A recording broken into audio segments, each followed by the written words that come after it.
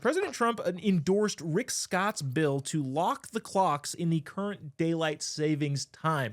Whether this is a good idea or a bad idea, personally, I would not like to have to change my clocks twice a year because it's just annoying.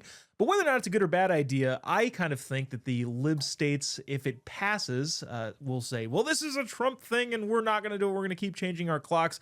And the political edge of it will be the main talking point. Steve, what are your thoughts? Is this a good idea? Should we do it? Is President Trump in the right here? What's the whole idea around daylight savings time? Well, I think you nailed it. If President Trump said we found a cure for cancer, they would probably boycott that as well. Looking at this from a health standpoint, and as a health practitioner myself, and working with a lot of high-performing people and people's really, wellness. That's the new. I think people have really taken control of their health since COVID, and I see a lot of things that I try to help people on. And sleep is one of the biggest components when it comes to people's health. A lot of times when these time changes happen, especially the spring forward, when people lose an hour of sleep, there's about a 20 to 25% increase in heart attack chances. You see a lot of issues.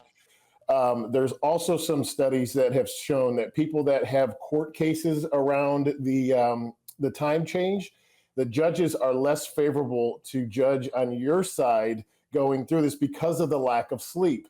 So this is something that a lot of people don't really think about. I mean, yes, they feel that I'm losing an hour of sleep, but the health impact is actually pretty great. So it usually takes your body a few weeks to kind of get back into a rhythm, fix its circadian rhythm with the sun and the way the clocks are running, because we do run on a 24-hour clock pretty much, the way our bodies are programmed. So losing the sleep does affect us, mentally, physically, and obviously, studies show that increase in heart attack risk goes way up.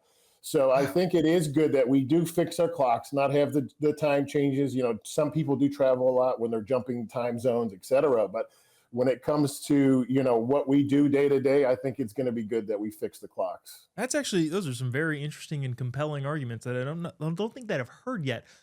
Kendall, on kind of like the personal side, right? You being a mom, and I'm sure you drop your kids off at school, pick them up. One of the biggest protests against changing daylight savings, keeping it to where you jump clock back and forth, is like, oh no, we're gonna have to take our kids to school in the dark.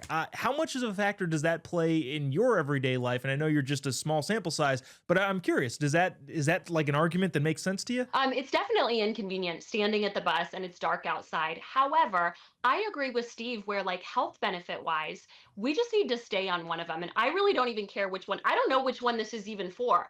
But I feel like regardless, we need to pick one and stay on it. My biggest thing is my business partner lives in Arizona, and that time difference when we are like 3 hours difference is just heavy for me. And so that's a personal thing. But again, back to just the health of it, I really think we need to pick a time and stay on it. It's not worth going back and forth. Yeah, I couldn't agree more, especially after hearing Steve's arguments. I think I've now just chosen a side. Get rid of it altogether. I was on that side beforehand, but that was just the inconvenience component. But the entire thing as a whole, that makes a lot of sense.